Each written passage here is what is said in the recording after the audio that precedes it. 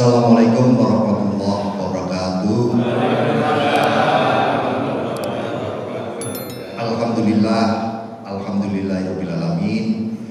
Pada pagi hari ini kita bisa sholat subuh berjamaah. Mudah-mudahan Allah memberi kekuatan kita untuk istiqomah. Yang terhormat, yang dimuliakan Allah, para jamaah subuh Masjid Nurul Islam. Asyhadu an la ilaha illallah wa asyhadu anna Muhammadar Rasulullah. Salam dan salawat kita panjatkan pada Nabi kita Nabi Muhammad SAW. Mudah-mudahan kelak kita dapat syafaatnya. Sebelumnya perkenalkan, nama saya Wigit. Saya seorang ahli bedah. Jadi kalau jenengan lihat darah pusing, kalau saya lama tidak lihat darah, yang pusing istri saya. Karena memang pekerjaannya ya bersimbah darah. Meskipun itu bukan cita-cita saya. Saya dulu itu pengennya jadi dokter penyakit dalam, Pak. Saya paling benci bedah. Ternyata Allah menjadikan pilihan terbaik, yaitu menjadi seorang ahli bedah. Namun demikian, semua tidak ada yang kebetulan di dunia. Termasuk pertemuan kita hari ini itu tidak kebetulan. Karena saya demi Allah lupa kalau ada ceramah sebenarnya. Karena saya sudah merencanakan pulang ke desa hari Jumat sampai Ahad ini. Karena lama tidak pulang.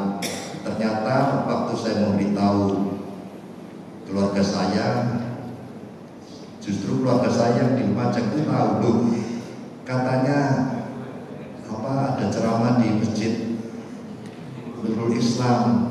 Kok tahu? Saya bilang, ternyata yang memberitahu keluarga saya itu Pak Yanto. Jadi Pak Yanto ini adik dari ipar saya.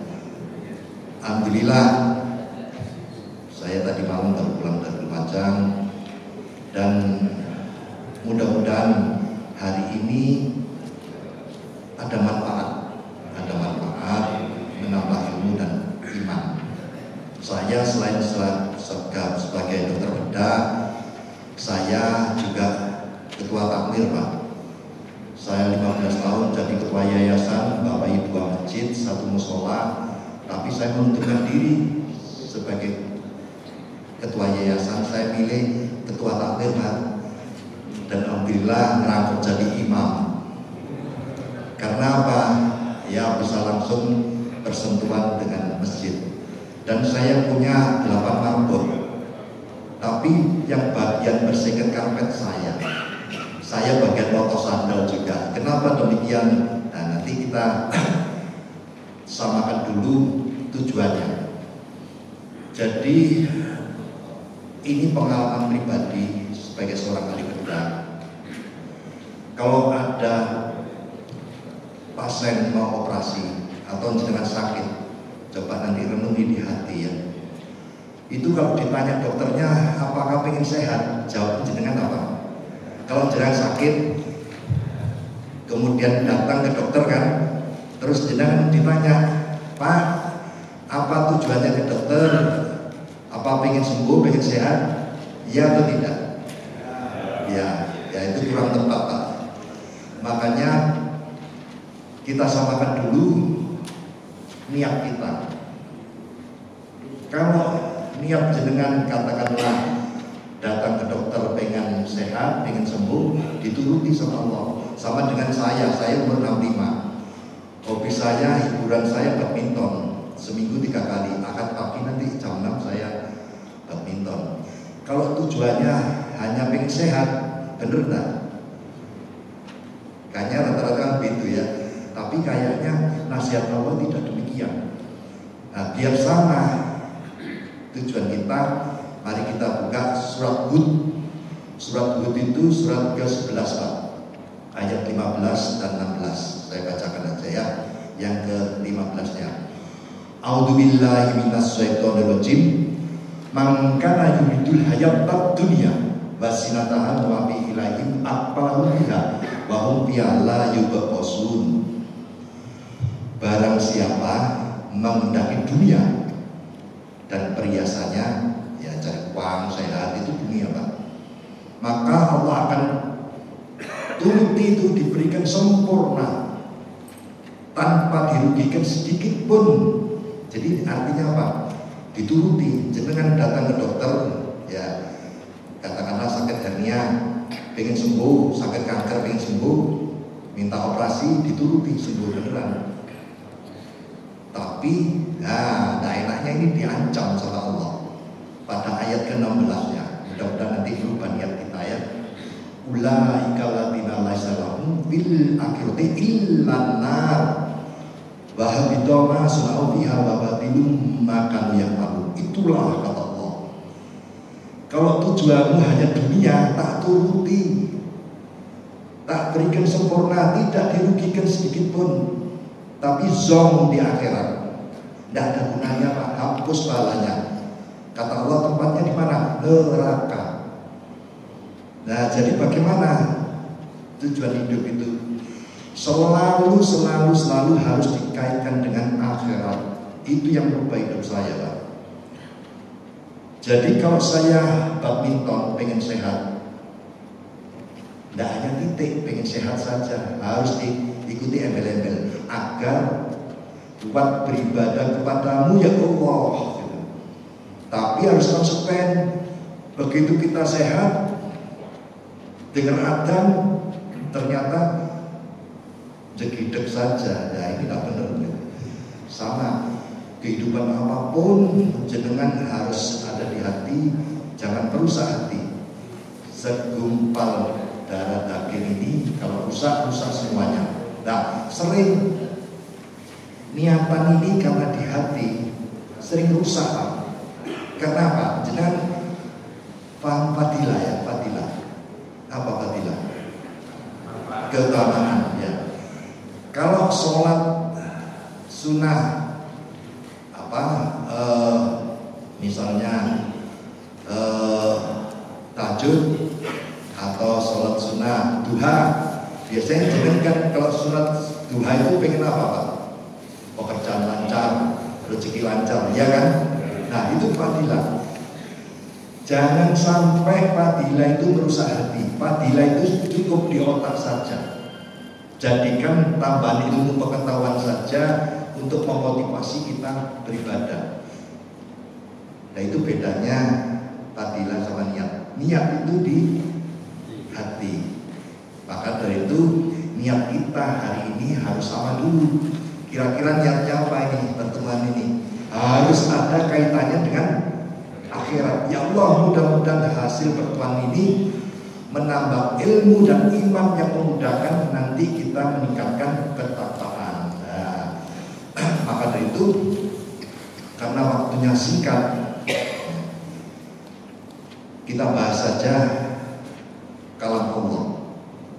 Jadi saya ngarang sendiri ini. Jadi nasihat Allah yang ada kaitannya dengan Al-Quran. Kita ambil aja contoh surat As-Sajdah. Surat As-Sajdah ini surat ke-32 terdiri dari 30 ayat Pak.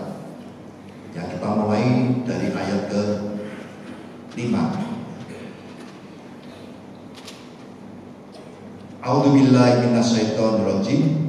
Yudabbirul amra minas samaa'i ilal ardi summa yarju ilaihi fi yaumin kana miqdaruhu aw fasanatin mimma ta'udun. Dialah yang mengurus urusannya dari langit ke bumi, kemudian urusan itu kembali ke langit dalam waktu 1 hari, tetapi menurut perhitungan kita sama dengan 1 tahun 1000 tahun. Tidak ada 1 tahun, 1000 tahun Pak. Kalau dari sisi teknologi, kecepatan 1 hari sama dengan 1000 tahun itu banteng tak kira-kira? Wah, luar biasa, tidak mungkin ada di bumi. Maka dari itu ayat berikutnya, Dzalika alimul ghaibi wasyahadatil azizur rahim. Yang demikian itulah Tuhan. Jadi kalau cari Tuhan itu jangan ecek-ecek. yang mengetahui gaib dan nyata, Dia Maha Perkasa lagi Maha Penyayang. Nah ini ada gaib, kita di dogma ada gaib, ada nyata. Siapa yang tidak percaya gaib bukan Islam ya. Jadi harus percaya gaib. Contoh gaib itu doa apa? Doa ini luar biasa. Saya kasih contoh ini karena saya ngalami ya. Jadi doa itu tidak perlu masuk akal. Contoh, ini ada keluarga saya ya, yang ini. Saya lahir di bawah Semeru, Pak, di Lumajang. Dulu dingin, sekarang agak tidak. Gelap, tidak ada listrik, tidak ada PDAM. Ayah saya seorang guru SD, tidak punya sekolah ladang, Pak. Ibu tidak bekerja, ya karena mungkin awalnya enak gitu ya, sejuk, anaknya banyak, Pak. Anaknya banyak, alhamdulillah. Saya tahu persis ayah saya itu miskin. Tapi yang saya heran, meskipun anaknya banyak, beliau miskin, kalau ngajar itu hanya punya sepeda pancal, Pak. Dan itu harus lewat banjiran Semeru. Nah, sekarang banjiran Semeru di Tenggulu itu sepedanya. Dia yang saya herani kok nyekolahkan saya SMP itu tidak di kecamatan itu. Dia pilih yang terbaik, Pak, kecamatan sebelah. Jaraknya 12 kilo dari rumah. Menjadi persoalan. Begitu tengah bulan, sangunya habis. Beras jatah sudah dijual. Dulu dapat beras jatah, dulu itu tidak tahu sekarang. Kemudian harapan satu-satunya bagian adik saya itu, kalau di desa itu ayam itu tidak dikombong, dilepas. Harus pegang ayam sebelum pembeli ayam itu lewat. Nah, pembeli ayam itu kan naik sepeda pancal itu lewat. Nah, kalau sampai ayamnya tidak kepegang, sepeda yang jual, orang yang jual beli ayam ini lewat, tidak sekolah, Pak. Saya tidak sekolah. Tapi karena keinginan kuat, kadang-kadang saya habis subuh jalan kaki, Pak. 12 kilo, Pak. 12 kilo. Alhamdulillah. Kalau anak sekarang sekolah 12 kilo jalan kaki, besok tidak masuk itu 1 minggu sakit. Saya sehat itu. Nah, yang saya heran yang mungkin jadi pelajaran ya, sudah dalam kondisi demikian itu ayah saya bilang begini, nah jangan ada yang jadi guru ya, berat. Kita tanya, nah enaknya jadi apa, Pak? Ya paling tidak dokter. Nah, paling tidak dokter katanya, Pak. Saya tuh, waduh, apalagi terus ayah bilang begini, nah kalau pengen jadi dokter, jangan minta ke ayah, ibunya ini miskin, tidak akan kesampaian. Waduh, terdep saya, Pak. Waduh, mau dijual saya gitu, atau dititipkan orang kaya. Tapi ayah itu guru yang bijak. Dia bilang begini, tenang, nak. Kalau kamu minta jadi dokter ke orang tuamu miskin, tidak akan kesampaian. Tapi ingat, Allah itu maha kaya. Allah itu maha kaya. Jadi jangan sekali-sekali minta orang tuamu kamu jadi dokter. Mintalah ke Allah. Nah ini dogma yang bagus, Pak, untuk mungkin untuk generasi sekarang ya. Mintalah ke Allah. Ayo ajari caranya. Ternyata apa? Dekatkan diri kepada Allah. Dekatkan diri kepada Allah ya. Akhirnya ternyata apa? Diajarilah kita sholat tahajud. Nggak tanggung-tanggung, Pak. Kalau malam hari dibuka itu pintu. Dulu nggak takut ada maling, soalnya malingnya yang mau ngambil apa, orang miskin gitu ya. Kita diajak keluar rumah, seluruh ibu, adik-adik keluar rumah. Kita protes. Alah, Pak, tahajud aja kok ya di luar gitu, dingin, ngapain tidak di dalam rumah saja? Ayah itu jawabannya simpel. Nah, kalau di dalam rumah bisa jadi malaikatnya tidak suka datang, Pak. Karena ada kamu membuat prakarya, dulu itu prakarya dari tanah liat itu, patung-patungan. Jadi ayah tidak melarang, karena itu tugas guru. Tapi kita diberitahu apa yang terjadi saat itu, Pak. Saya berdoa, ya Allah, jadikanlah saya seorang dokter ya, yang taat kepadamu ya Allah, yang menyayangi keluarga dan jadi anak yang soleh gitu. Adik saya tanya, Mas, pengen jadi apa? Dokter. Melo aku, melo. Mau gratis ya. Saat itu Pak tidak masuk akal. Tapi ayah mengajarkan doa itu goib. Tidak perlu masuk akal. Apa yang terjadi sekarang 18 anak cucunya jadi dokter, Pak? Kok bisa? Ya Allah yang ngatur. Itulah contoh yang goib, Pak. Jadi makanya doa itu sangat-sangat ya harus dihayati. Contoh doa yang paling ampuh itu saat apa, Pak? Saat apa? Mudah-mudahan berguna. Doa yang paling ampuh saat kita dekat dengan Allah. Kapan saat kita dekat dengan Allah, Pak? Saat sholat. Nah, ini sering sebagai pengingat diri saya juga, Pak. Doa di antara dua sujud itulah, Pak, redaksionalnya dari Allah. Selama ini jenengan menghayati doa itu, atau saking apale berlalu begitu saja. Coba hayati aja diri sendiri. Sekian tahun jenengan sholat, begitu duduk di antara dua sujud, apakah itu nyantol di hati? Kira-kira selalu menghayati apa? Nah, itu harus mulai sekarang. Robbi firli, ya Allah, ampuni dosa saya. Itu penting, Pak. Kita model apapun kembali kepada Allah, masih banyak dosa, rugi enggak? Rugi enggak ada artinya, Pak. Jadi makanya itu urutan pertama, redaksional ini dari Allah. Robbi firli, baru kalau sudah diampuni dosanya, pantas minta disayangi. Alhamdulillah, sayangilah saya Allah, gitu ya. Baru minta wajibuni, tenggelamkan, tutupi aib saya. Karena ini penting, Pak. Kita itu banyak aibnya. Dan kalau dibuka Allah, malu, Pak. Baru pantas kalau sudah ditutupi aibnya, minta diangkat derajatnya. Bapak nih, karena apa? Nun sewu, banyak orang derajatnya tinggi, kedudukannya tinggi, begitu dibuka aibnya, malu, ya, malu di hadapan sesama aja malu.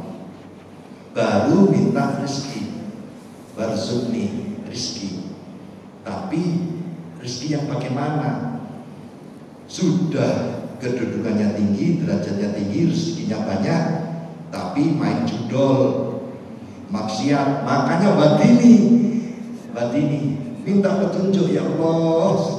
Semua itu kedudukan tinggi, derajat tinggi, rezeki banyak, tapi saya minta petunjuk, ya Allah, ke jalanmu.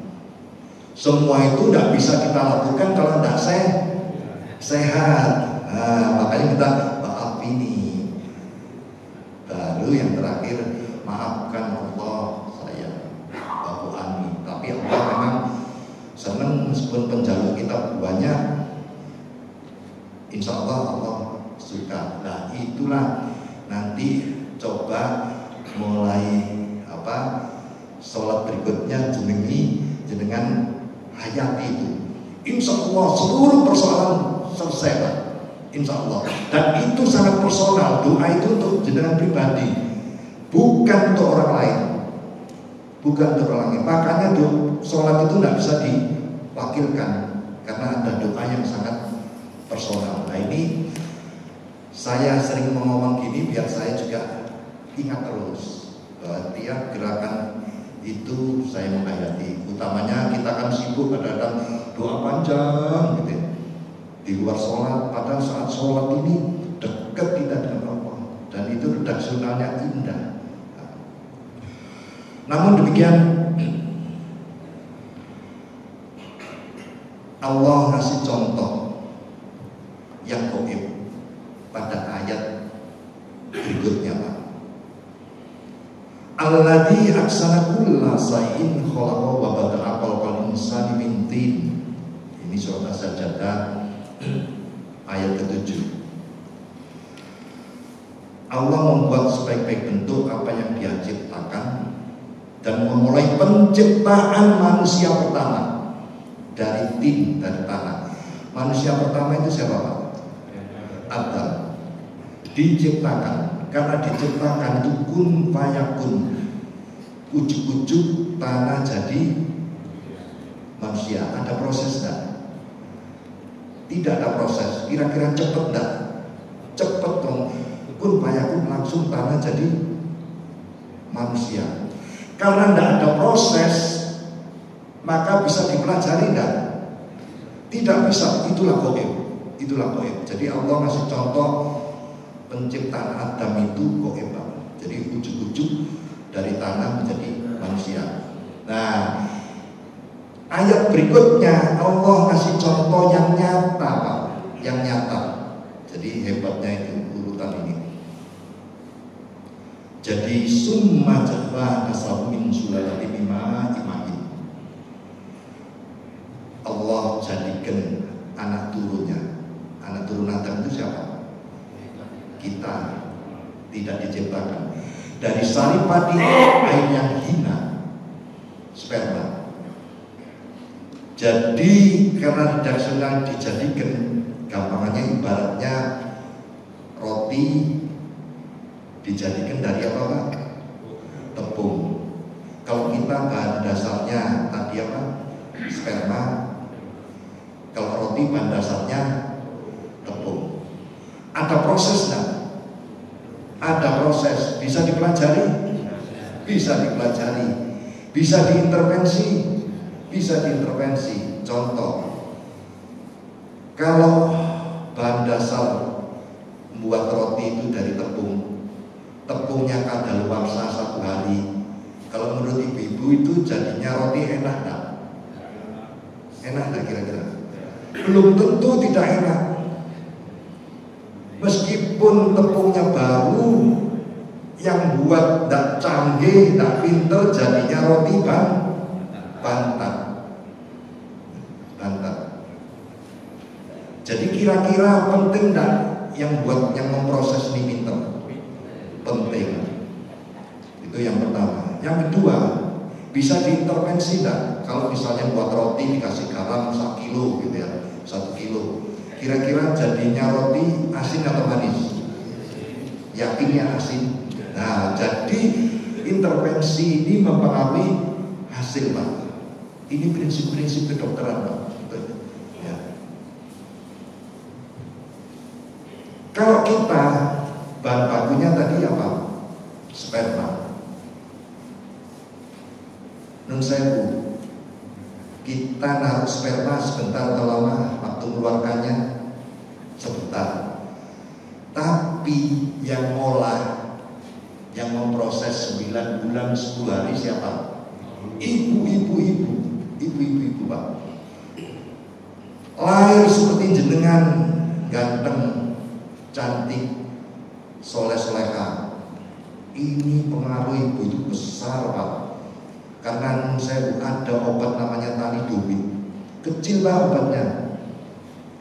Dulu untuk orang ibu hamil, ya. Kalau ini diminum, apa yang terjadi? Si jabang bayi ini lahir sering buntung tangannya, kakinya tidak ada. Makanya obat itu sudah tidak boleh beredar di dunia, ditarik, Pak. Ya. Jadi mungkin untuk mual-mual untuk kan sering ibu-ibu kan gitu minum itu, ternyata artinya apa? Sangat-sangat berpengaruh. Intervensi obat yang kecil aja. Apalagi pengaruh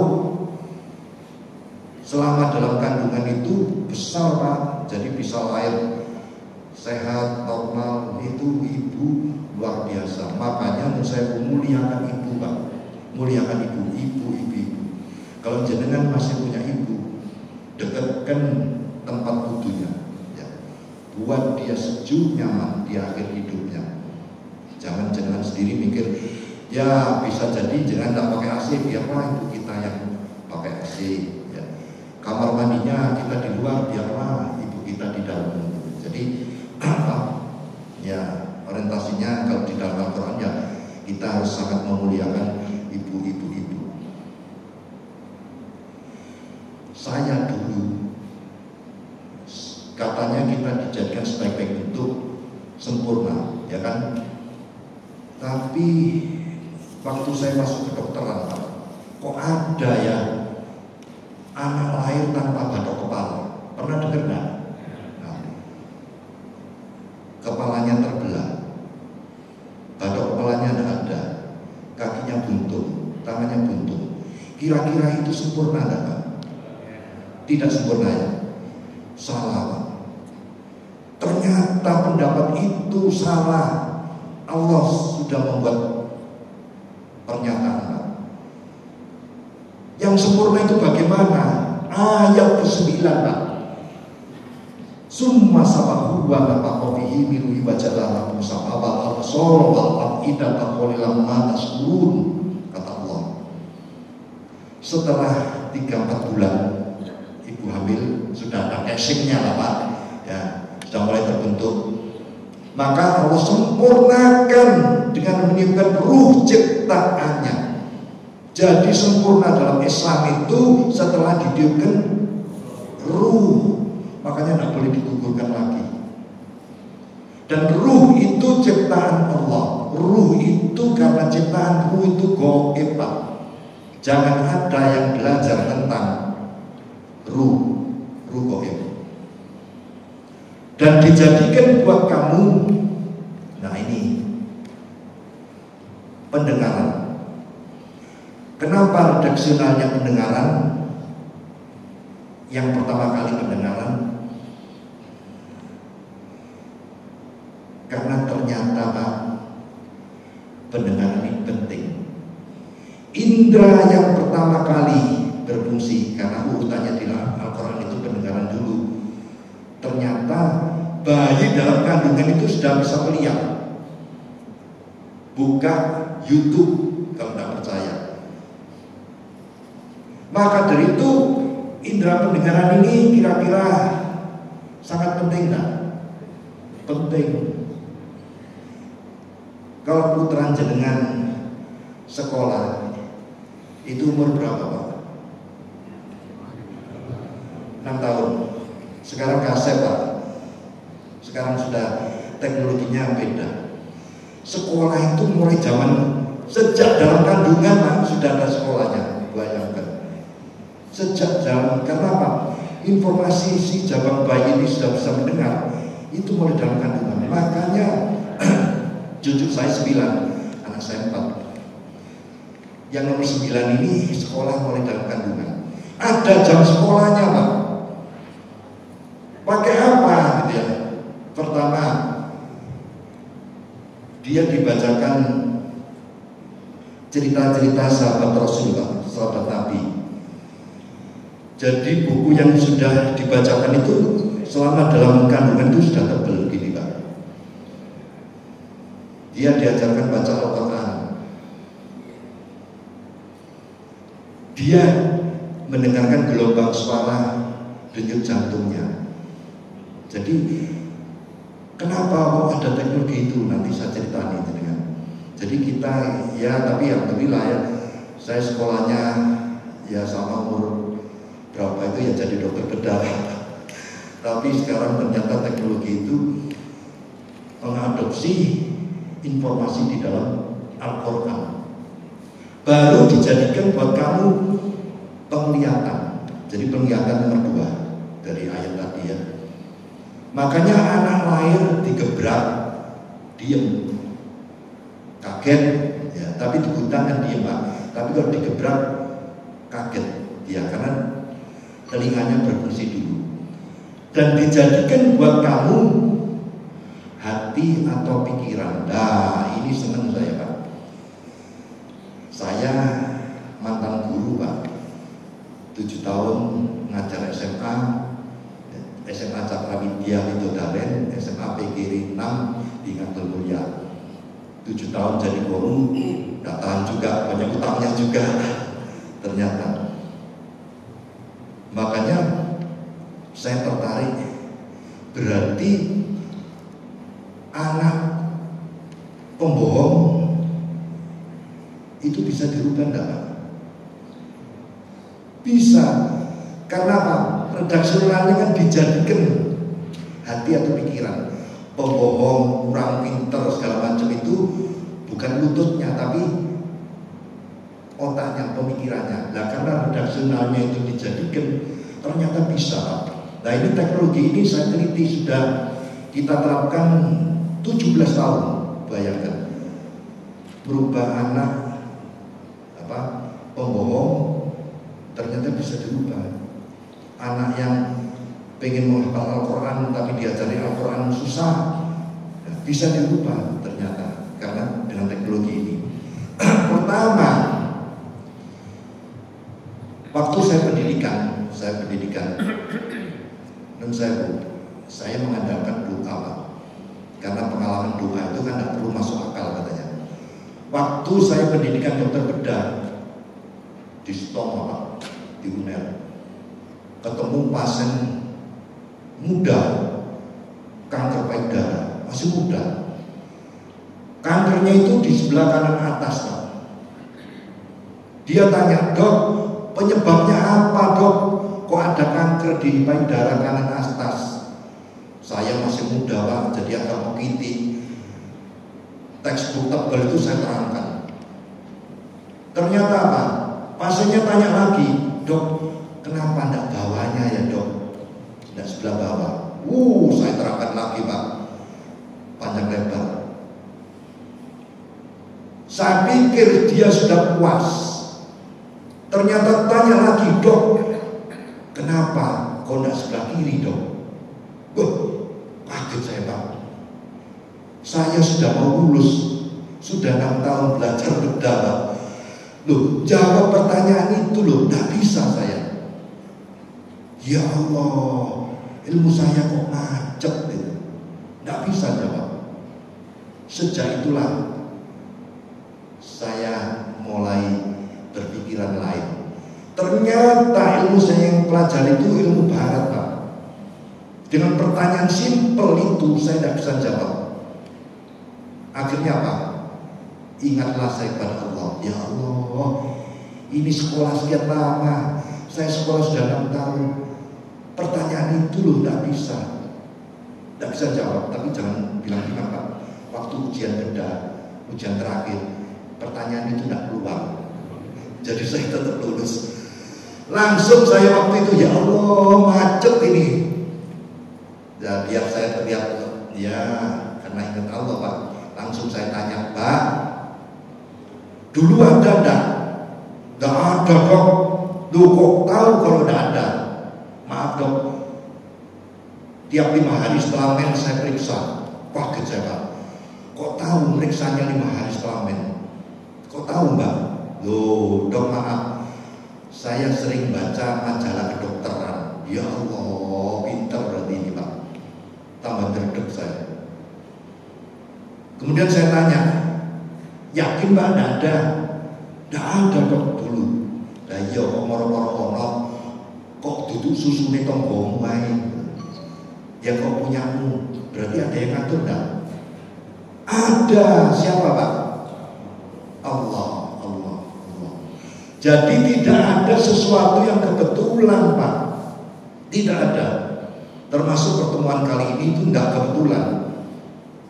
Karena saya lama tidak pulang ke Lumajang, bisa saja saya batalkan pertemuan hari ini, bisa saja. Tapi Allah menakdirkan kita untuk berjumpa di tempat yang mulia ini. Kemudian Siap operasi Pak, siap dok. Nah, kunci siap Pak, siap operasi ke jalan yang lurus, itu saya memperoleh pelajaran sudah lama. Sering pasien saya kanker payudara, ya setelah saya jadi lulus dokter bedah, itu datangnya busuk-busuk rata-rata. Begitu saya tanya, kenapa? Apa tidak punya uang? Ternyata kaya, pendidikannya tinggi, rumahnya juga dalam kota. Loh kok sampai gosok Mbak? Ternyata apa jawabannya? Saya takut ketemu dokter, jadi saya akhirnya ke alternatif, ke paranormal dok, minum herbal, gitu. Tidak sembuh. Nah, ternyata kuncinya satu. Ini mudah-mudahan jadi pelajaran kita semua ya.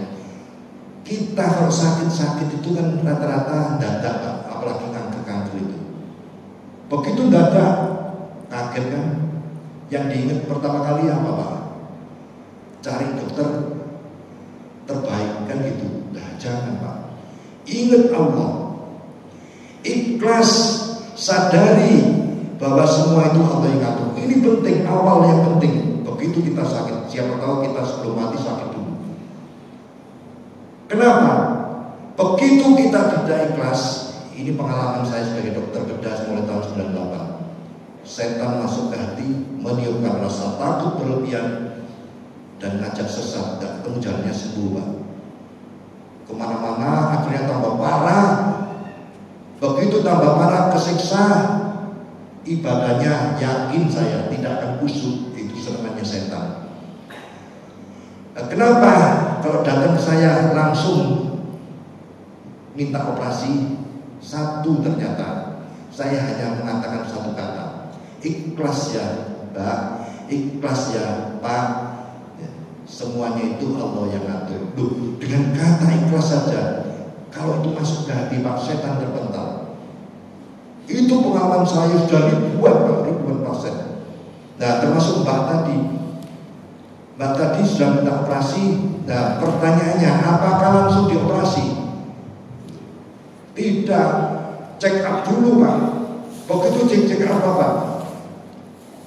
Mbak perawatnya bilang, dok, ini masih muda, cantik, tensinya tinggi dok. Ya Allah, apa langsung dioperasi tensi tinggi? Tidak. Konsul jantung ternyata Pak, punya kelainan jantung bawaan Pak. Akhirnya diperiksa lab macam-macam, foto, basket segala macam. Lah kok sudah ada di livernya, paru-parunya sudah kena. Akhirnya apa? Dan saya mati karena PDD, belum sempat operasi. Nah, dalam kondisi demikian itu saya cuma berpikiran, ya Allah, saya berdoa, ada tidak teknologi operasi tidak ruwet. Saya terinspirasi Rasulullah. Rasulullah itu pernah dioperasi tidak? Pernah, waktu masih kecil dan mau Isra Mi'raj. Kira-kira check up di mana? Di Ngagel. Di infus tidak? Namar di rumah sakit mana? Nah, saya tuh, ya Allah kok simpel, ada tidak teknologi yang sesimpel itu. Jadi tidak buat, harus check up nomor gitu, penyakitnya kesuwen menteni. Ya. Yang ketawa itu teman saya Pak, sama calon dokter bedah, tidak onokin itu mukjizat. Jadi namanya operasi ya prosedural kayak gitu di mana-mana. Saya ngotot ke Allah, ya Allah ada teknologi itu operasi simpel. Kira-kira Allah jawab begini Pak, tenangin Allah, tapi ada syaratnya. Saya tanya syaratnya apa? Iqra. Itu perintah pertama Pak, Iqra. Jangan diartikan hanya baca Al-Quran, baca alam, meliti Pak. Lampu ini yang teliti orang Islam bukan, yang nemukan bukan. Tapi ibadah kita dimudahkan oleh hasil penelitian. Nah kalau yang meneliti terus non muslim terus, emang nggak Pak? Kita sibuk toh baca Al-Quran, tapi senengannya hanya menggunakan hasil penelitian. Jangan. Jadi ada sekolah-sekolah gini nih juga perlu tadabbur alam, teliti itu Pak. Ustadz-ustadzanya harus menambah ilmu tentang penelitian mulai sejak dini. Jangan hanya baca Al-Quran. Kalau enggak, kita itu pengguna saja. Akhirnya apa? Saya teliti. Coba.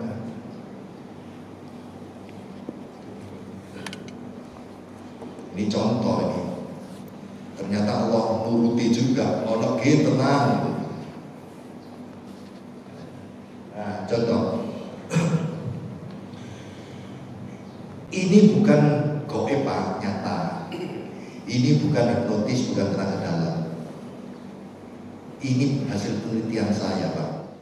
Anak kecil, ya, ada tumor di perutnya. Saya operasi pelet-pelet saja. Saya bukan alternatif Pak. Ya. Saya ketua perhimpunan klinik di Surabaya. Bapak klinik spesialis, klinik umum, klinik kecantikan itu ada wadahnya Pak. Saya ketuanya. Saya juga koordinator wilayah 1 perhimpunan klinik Jawa Timur Pak. Jadi tidak mungkin terus nyambi praktek alternatif. Ini bukan alternatif Pak. Ini ilmu kedokteran bedah. Ya. Namanya field block. Jadi biar tidak sakit waktu operasi itu dibius. Biusnya itu ada 3 pilihan.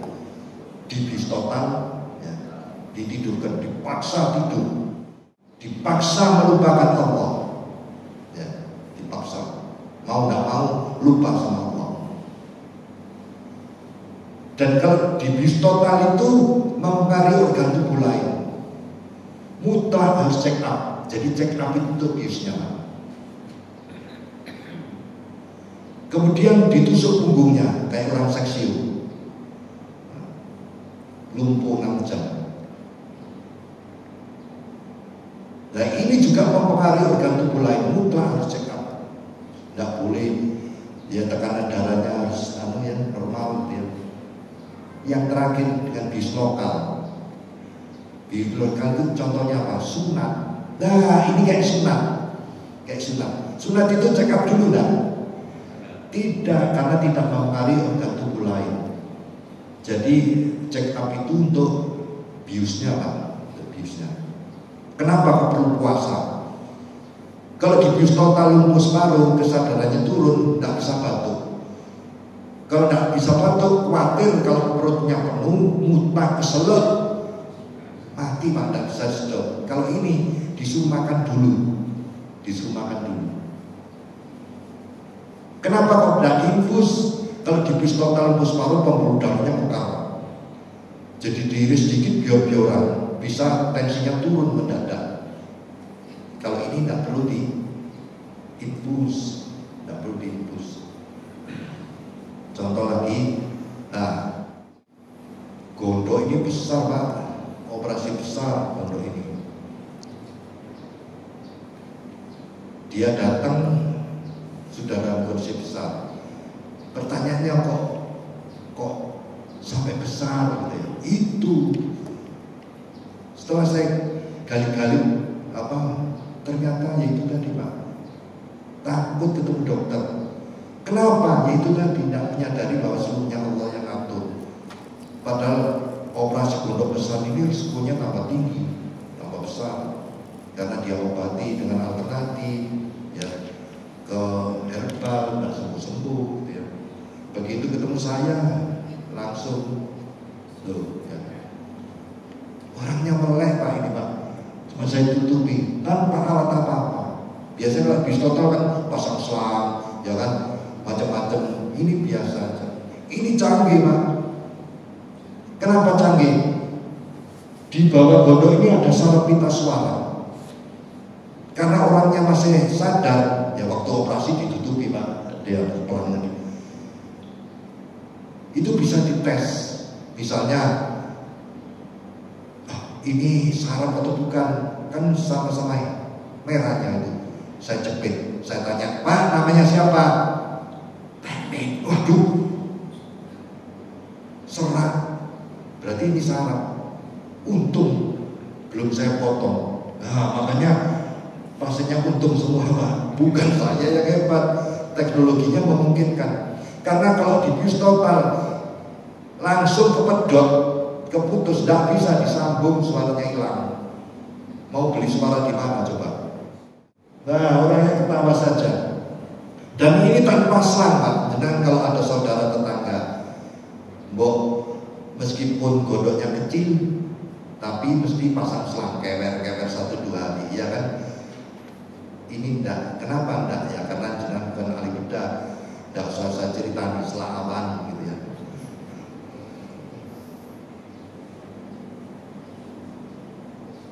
Nah, hasilnya tahun 2006 ini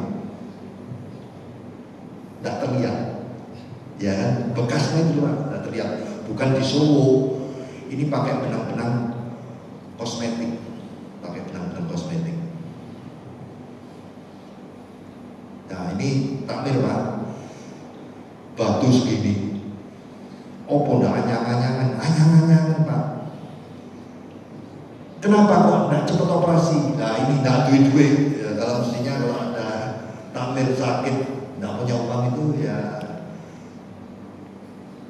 harus perhatian masjidnya, jamaahnya. Dia segini sampai segini.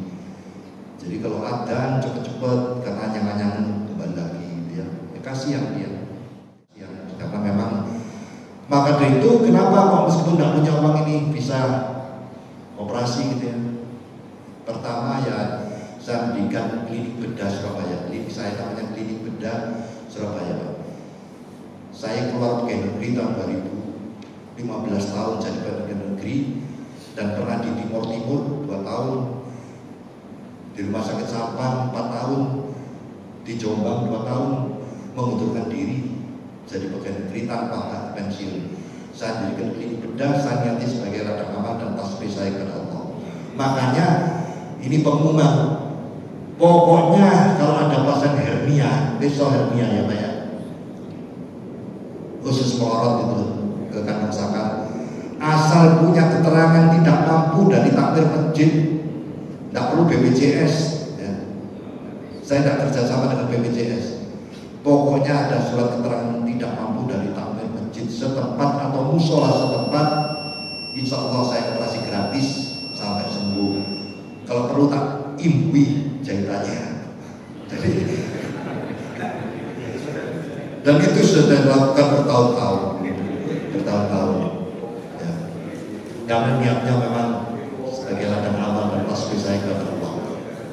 Nah pasien ini begitu kita operasi, guyu saja Pak, simpel.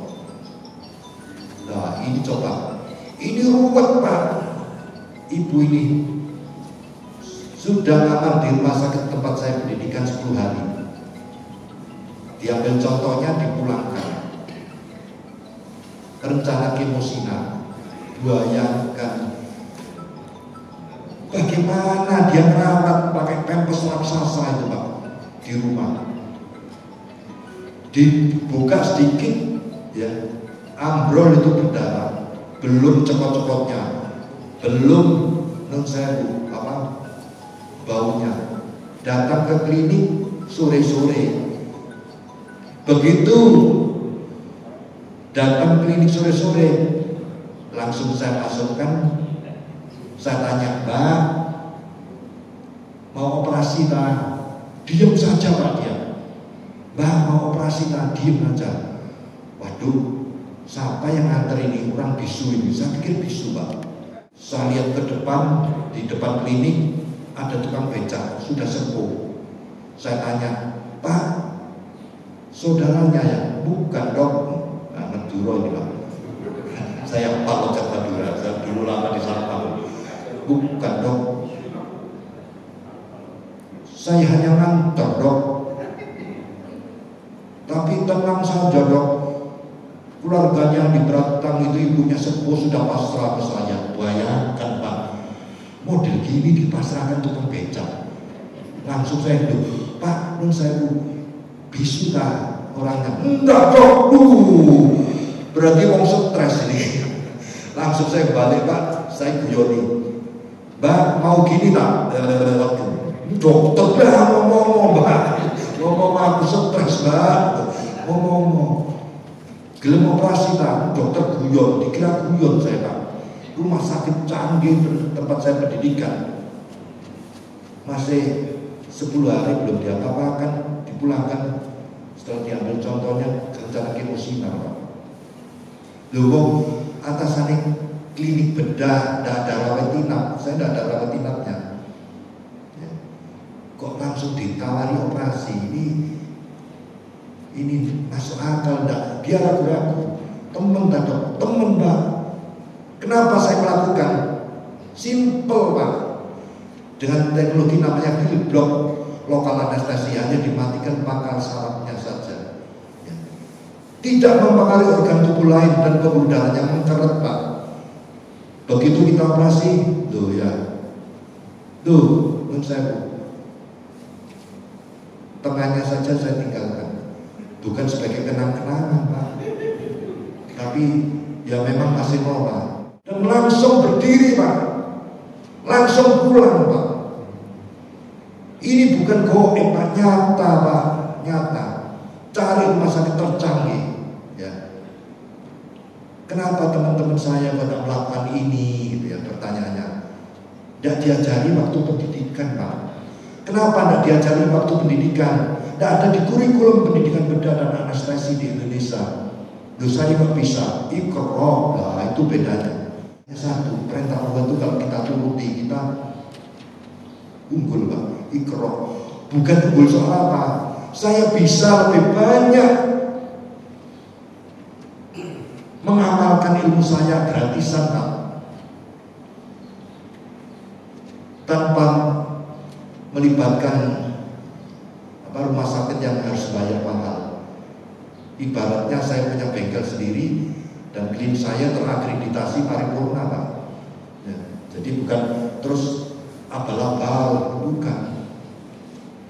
Jadi Allah memberi ilmu yang saya tidak suka awalnya. Saya kan pengennya jadi dokter penyakit dalam.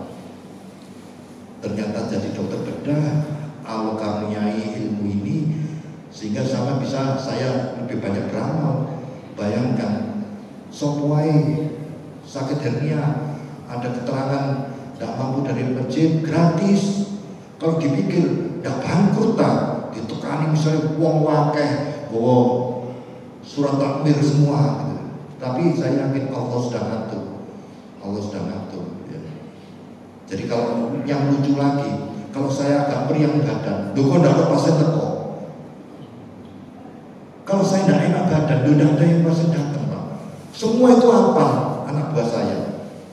Itu menambah keyakinan saya. Tidak ada pasien datang itu kebetulan. Tidak ada. Allah yang menggerakkan mereka datang. Contoh lagi. Nah, ini wajib kita contoh Pak. Kalau orang sudah ditambah nikmat oleh Allah, ya, maka ketakwaan itu harus ditingkatkan. Pakai hijab. Makanya pasien saya kalau habis operasi nggak nutup aurat dan pakai hijab kalau perempuan, ya, mesti saya ceramai Pak. Sama dengan jenengan diberi nikmat, tingkatkan takwa. Nah, ini anak cerdas. Ini balita ya umur sekitar 6 tahun Pak. Sakit hernia waktu saya melayu ini.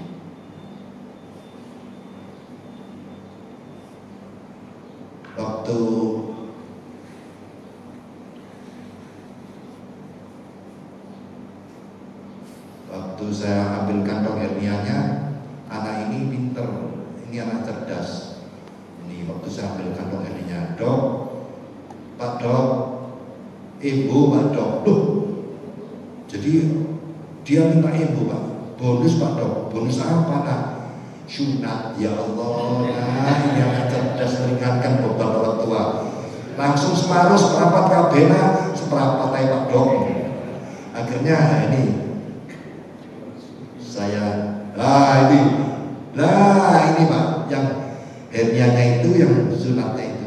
Artinya apa? Teknologi ini tidak ngapoki, meskipun anak kecil, karena tidak sakit, tidak ngapoki. Pelakunya, ya ini hanya 3 orang ini. Kalau di rumah sakit kan banyak, simpel. Nah, kedua, ini hasil ikrok juga, mudah-mudahan manfaat. Tapi mudah-mudahan jangan tidak memanfaatkan itu tadi ya, teknologi bedah dan ketemu saya sehat-sehat saja. Tapi namanya sakit itu tidak bisa diduga, Pak.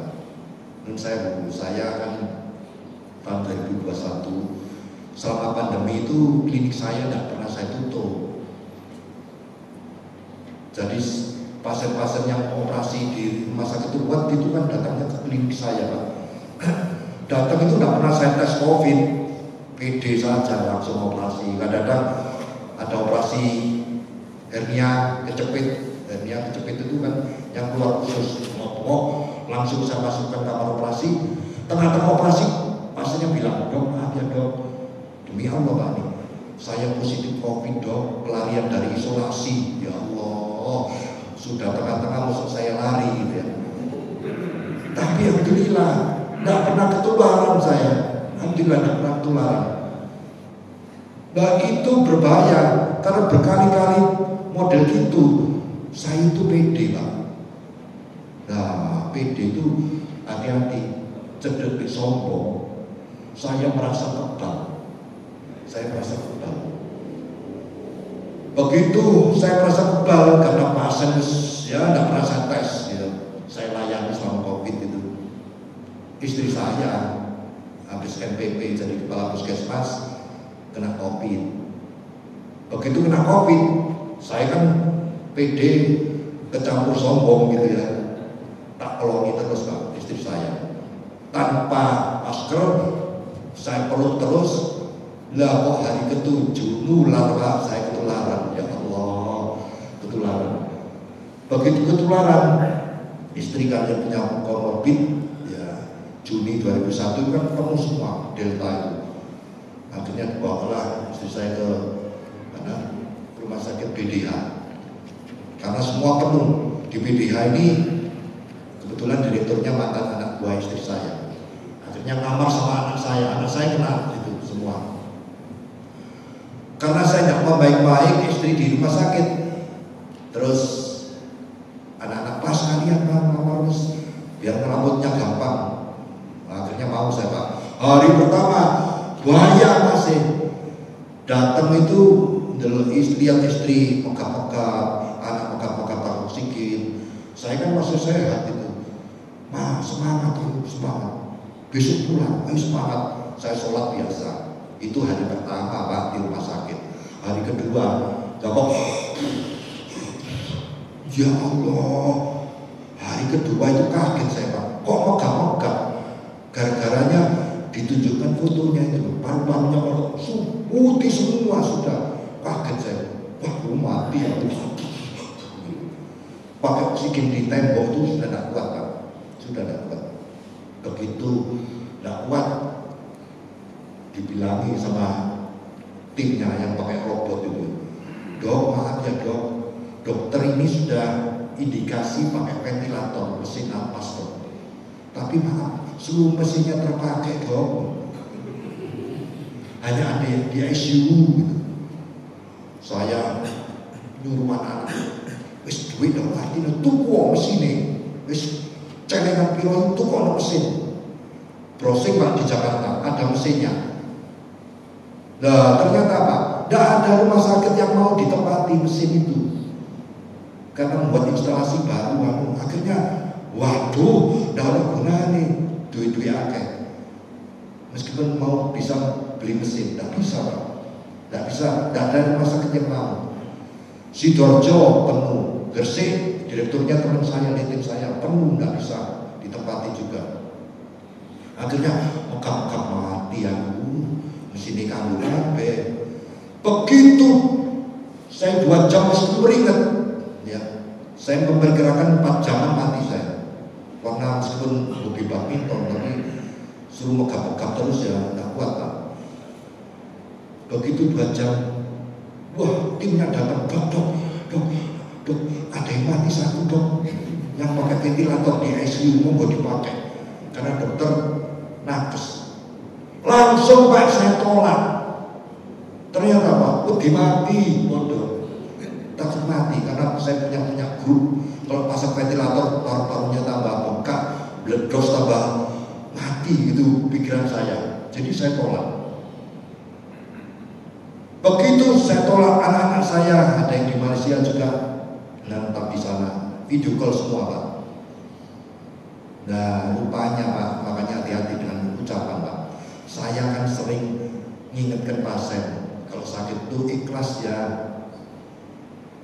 Karena apa? Tidak ada penyakit kebetulan, biar tidak disesatkan setan, biar ketemu jalannya sembuh. Pertama, sabar ya, sabar ini penting.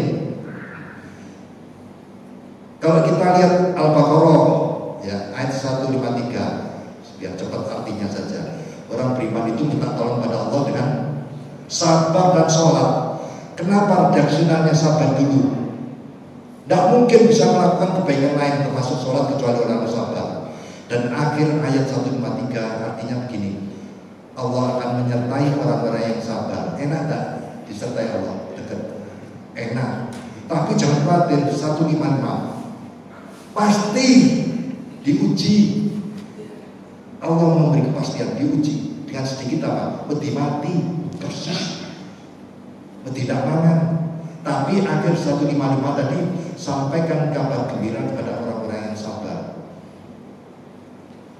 Loh diuji, pedih, khawatir, kok ada kabar gembira? Ternyata Allah berjanji Pak, buka surat As-Zumar, surat 39 ayat 10. Hanya orang-orang yang bersabar waktu diuji Allah akan memberi pahala sempurna. Makanya saya hibur pasien-pasien itu ikhlas, sabar dan banyak bersyukur nikmat Allah badak. Dan begitu saya menolak, Pak, nah kok anak-anak saya video call, Pak, ikhlas ya Pak.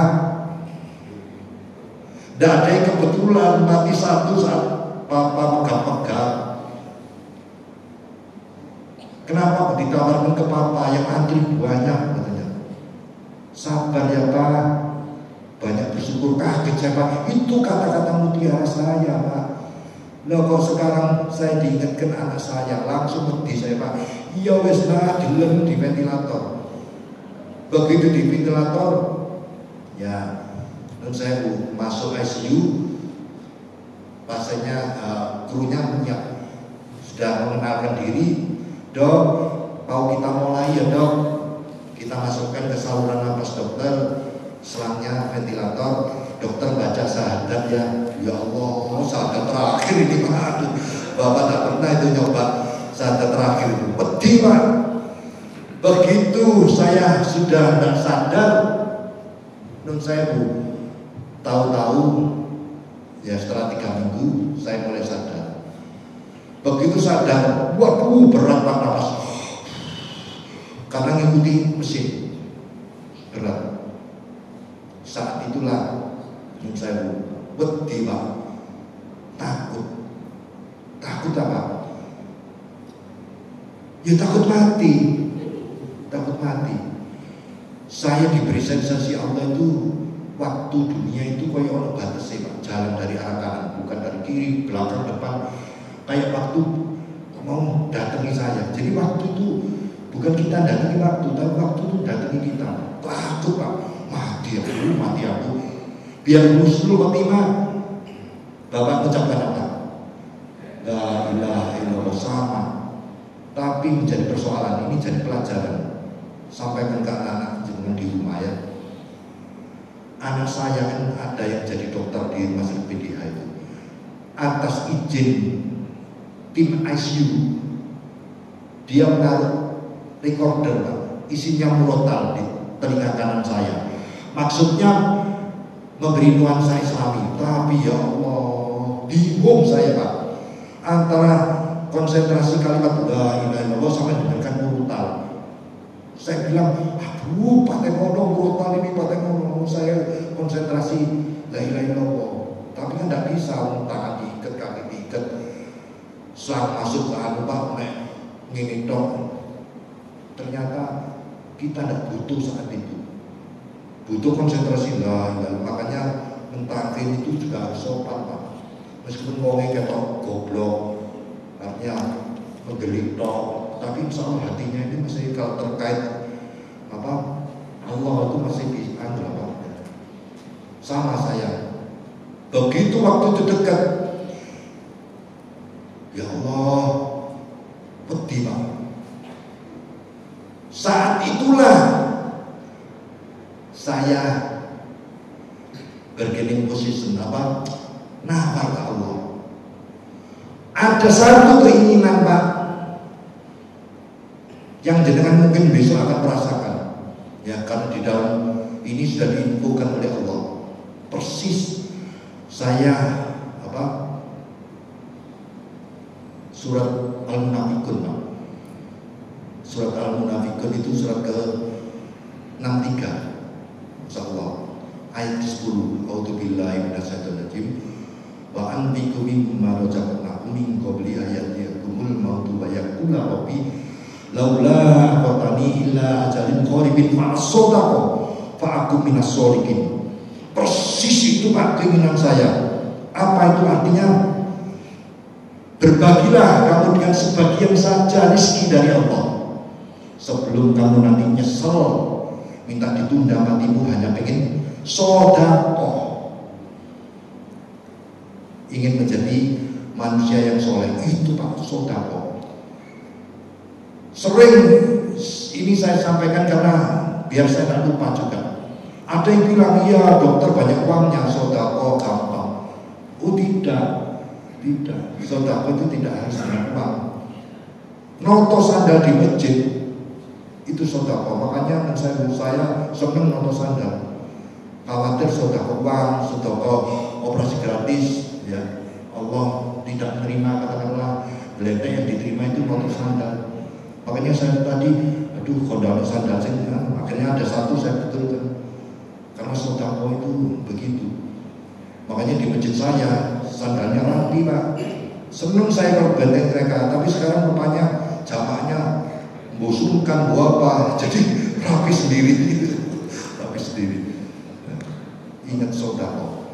Nah begitu itu sudah ternyata yaitu tadi nun sewu. Ternyata Pak nun sewu waktu saya sudah megap itu mungkin ada setan Pak yang mempengaruhi, yang mengajak saya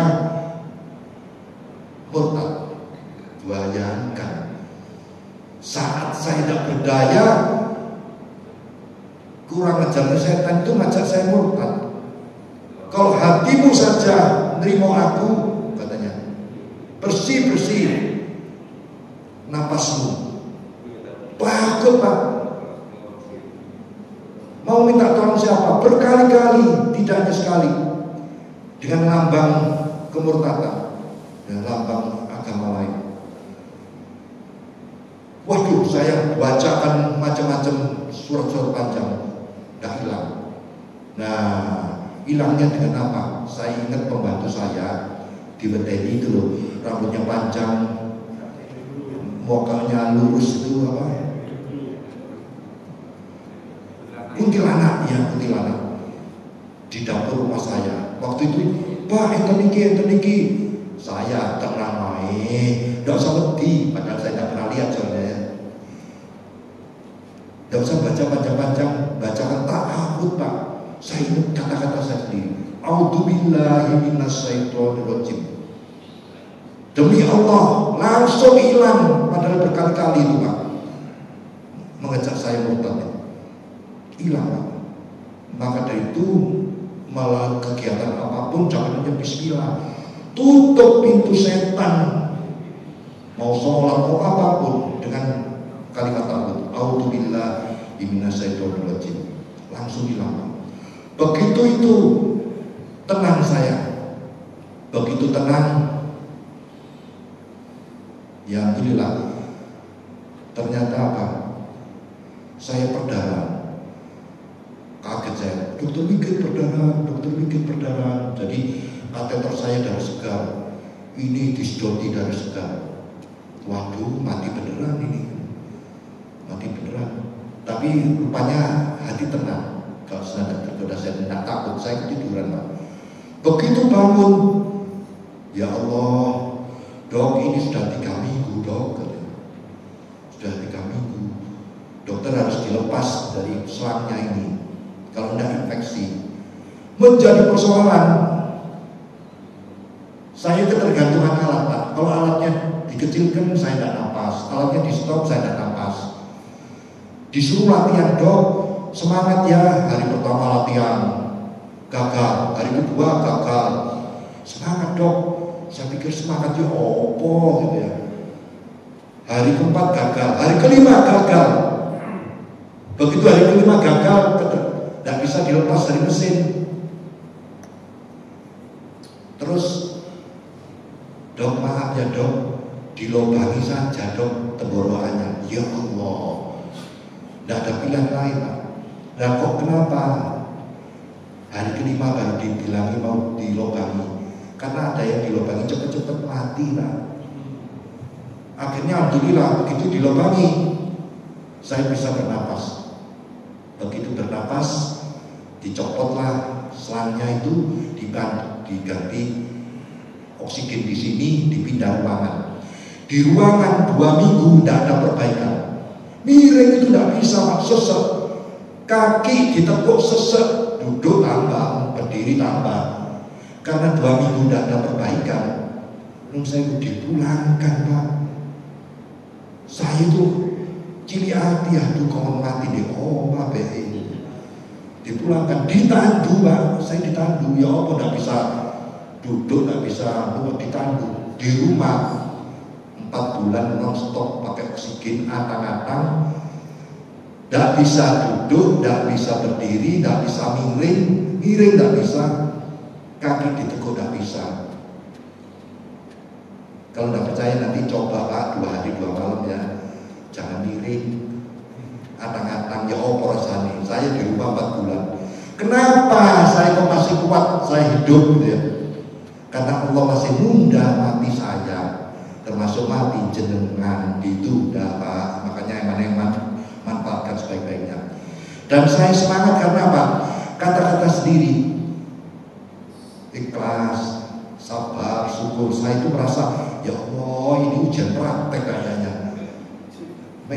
Jangan ngomong dok, ujian praktek. Jadi saya semangat. Nah, alhamdulillah. Akhirnya sekarang bisa badminton lagi.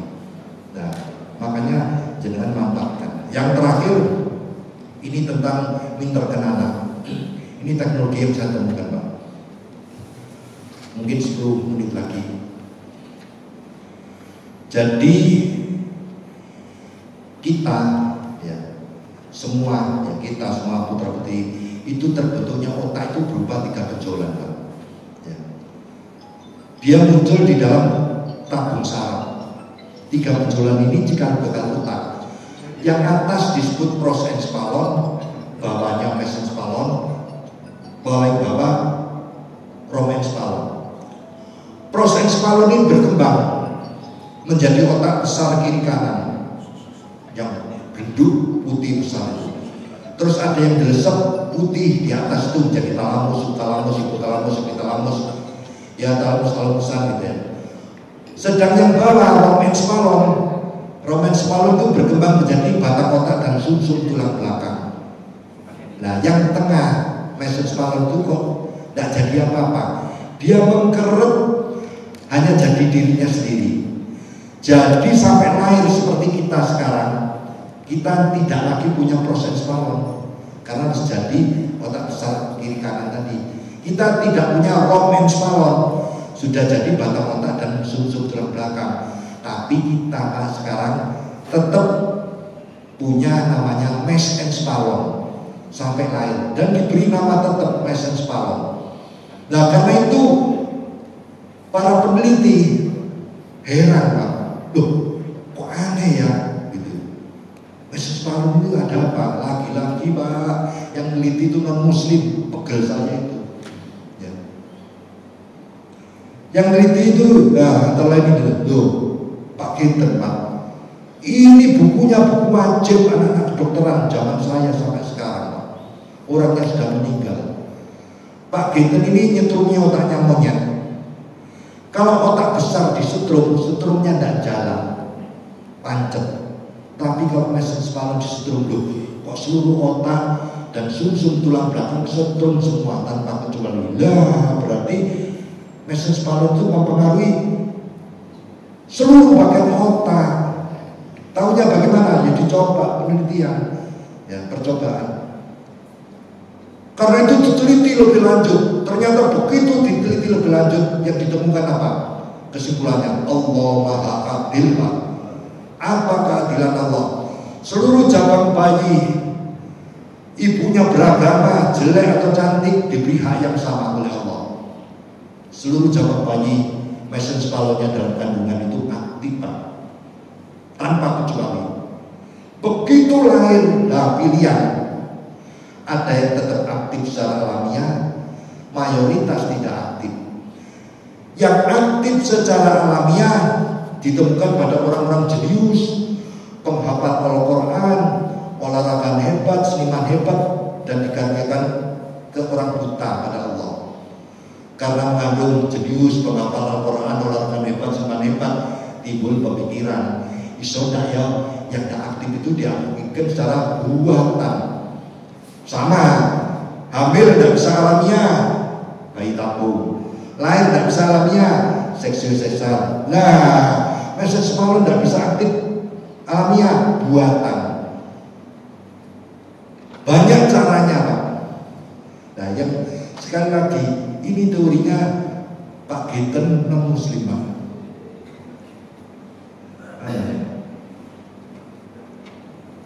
Aduh.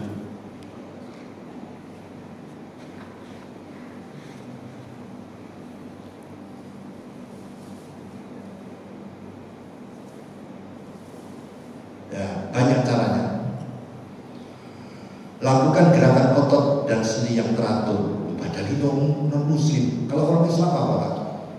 Sholat tuh, sholat. Bayangkan, yang punya teori orang non muslim, tapi kalau kita kaji, kok kayak orang Islam ya, gerakan otot dan sholat, ya apa?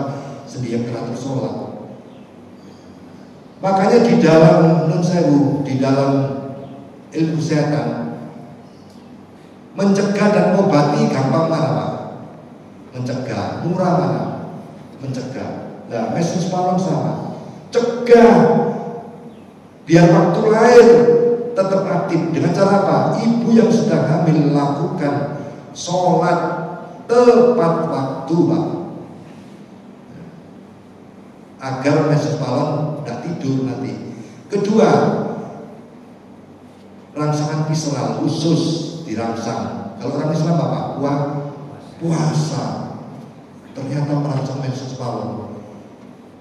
Biar efektif, anak lahir merocot, mesencephalonnya tetap aktif, ibunya Pak kuncinya. Sekali lagi ibunya. Kalau ibunya sehat, anaknya normal, bela-belain puasa sunnah. Tapi kan Allah Maha Sayang. Jadi kalau ada ibu hamil diberi diskon, boleh tidak puasa. Masalahnya ibu kalau ada diskonan itu diambil Pak, mumpung. Tapi akhirnya apa? Tidak ada perjuangan, anaknya lahir beli. Ya. Ketiga, rangsangan audiovisual. Kalau Islam itu apa? Puasa, lu bayangkan. Ini non muslim, puasa. Kok puasa apa? Audiovisual, ngaji. Nah sekarang itu Pak, karena infonya itu dari Allah kan, indra yang pertama kali berfungsi apa? Pendengaran. Harusnya ngaji, menghafal Al-Quran itu diajari waktu dalam kandungan, sambil merangsang mesencephalon tetap aktif. Sekarang kan banyak headset itu Pak, tempelkan ke perutnya, ya ibunya dengarkan atau bapaknya langsung ngaji, pegang perut anaknya. Ternyata teknologi itu sekarang sudah ada, merangsang sekolah dalam kandungan. Prinsipnya sama apa? Prinsip sama. Jadi kita itu, waduh, gaya ilmu pengetahuan di dalam Al-Quran itu, info-info di dalam Islam itu. Tapi yang mengambil kebanyakan bukan kita, gitu. Nah, saya juga ingin teliti. Bagaimana kalau message palon itu sudah lahir, anak sudah lahir, ternyata bisa dibangunkan. Saya menggunakan gelombang tertentu, tidak pakai visual, tapi pakai gelombang suara. Kenapa? Saya terinspirasi sederhana. Kalau gelombang suara itu ada yang terdengar, ada yang tidak. Kalau sinar ini ada yang terlihat, ada yang tidak. Yang tidak terlihat sinar ini hebat-hebat. Sinar ronsen itu nggak bisa nembus tembok. Nah, gelombang suara itu ada yang terdengar, ada yang tidak.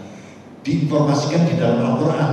Kalau Allah menghendaki jagat raya hancur, kiamat, maka ditiupkanlah sangkakala pertama. Kira-kira sangkakala pertama itu gelombang suaranya terdengar atau tidak, Pak? Terdengar atau tidak? Bah terdengar, bah tidak, podo ndak rone. Nggak penting. Yang ngomong tidak itu ngarang gitu. Ya, podo ndak rone. Nah, begitu tidak aktif, kan awalnya aktif Pak kita, terus dimatikan tidak aktif, kemudian untuk mengaktifkan lagi, ditiuplah gelombang suara kedua, sangkakala kedua, gelombang suaranya terdengar tidak, nanti terdengar tidak. Ya, kita hidup lagi. Nah, itu menginspirasi saya sebagai peneliti Pak. Oh, message power waktu dalam kandungan aktif, lahir tidak aktif. Oh, berarti bisa dibangunkan dengan gelombang tertentu. Ternyata bisa. Hanya 30 menit Pak. Dan sekali seumur hidup bangun terus. Bangun terus. Dengan cara apa? Itu tadi. Kita gugah dengan gelombang tertentu, bangun Pak. Nah, begitu bangun apa keuntungannya? Karena dia merangsang otak kiri kanan dan sumsum tulang belakang. Kita suka berbohong, menipu, ya itu pakai otak kiri. Begitu otak kiri kanan terangsang, ya kita berakal mulia berbudi luhur mengenal Allah itu banyak pakai otak kanan. Ternyata nah ini selain memorinya tambah besar, kayak tambah memori, kayak tambah daya, juga akalnya jadi lebih baik. Jadi karena rangsangan itu. Dan ini sudah saya lakukan sudah 17 tahun yang lalu Pak. Alumni sudah ribuan, yang jadi dokter ribuan, yang jadi sarjana ribuan, penghafal Al-Quran ribuan. Nah pertanyaannya, jangan pengen tidak saya aktifkan biar gampang menghafal Al-Quran? Pengen ya? Sama dengan saya, tidak bisa. Kenapa? Karena batasnya itu 20 tahun. Kalau di atas 20 tahun kayak jenengan, message powernya tidak hanya tidur, sudah ngorok. Jadi digugah angel, cedek, nah itu Pak. Jadi begitu. Dan saya kan pemiliknya, saya juga pengen ya mencoba. Sudah saya coba berkali-kali Pak. Tapi ya saya lari ya. Tapi yang penting nggak lari bejuni gitu ya. Terus yang kedua, ternyata kan itu pada olahraga hebat, seniman hebat. Alumni kita memang ada pembulu tangkis nasional, pemenang lambis nasional, pecatur nasional juga ada. Saya itu apa sih yang saya peroleh? Ternyata ya itu tadi. Kalau larian panjang, koyoi ya udah tambah pinter. Tapi kalau main badminton umur 65 itu kok nggak senang kalau musuh itu kayak gitu. Jadi itu. Dikira teman-teman saya yang adik-adik itu minum vitamin kuat, padahal enggak. Jadi tapi kalau jenengan kan tidak bisa diaktifkan kan jenengan. Yang penting rajin 3 tadi. Sholat tepat waktu, insya Allah sehat. Puasa sunnah, insya Allah sehat. Ya. Kemudian ngaji, bisa sehat. Tapi sehat yang bagaimana? Biar tak salah katanya tadi. Sehat agar kuat beribadah kepadamu ya Allah. Itulah kira-kira Pak. Ini sudah teknologi. Dan mudah-mudahan jenengan ya paham gitu ya. Kalau sudah paham ya tanya,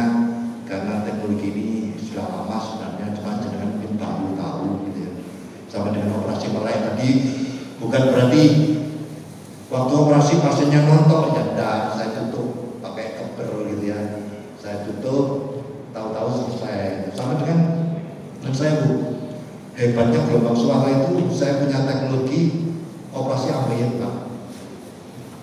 Operasi ambien meskipun mencopot, ambiennya mencopot dan bisa balik, itu pakai gelombang suara. Gelombang suara itu bisa mencacah, mengiris tanpa berdarah. Ternyata hebatnya itu. Saya dulu bayangkan datu dengar atau enggak kiamat itu Pak. Saya pikir waduh hancur semua, ini gawanya beleprot semua. Ternyata di dalam teknologi bedah itu yang saya pakai sampai sekarang. Saya masih ambien itu ya, guntingnya ini memancarkan gelombang suara yang tidak terdengar Pak. Itu langsung tidak berdarah tanpa dijahit. Jadi hanya 15 menit saya operasi dan tidak sakit sama sekali. Itu teknologi namanya. Nah kira-kira demikian, mudah-mudahan manfaat.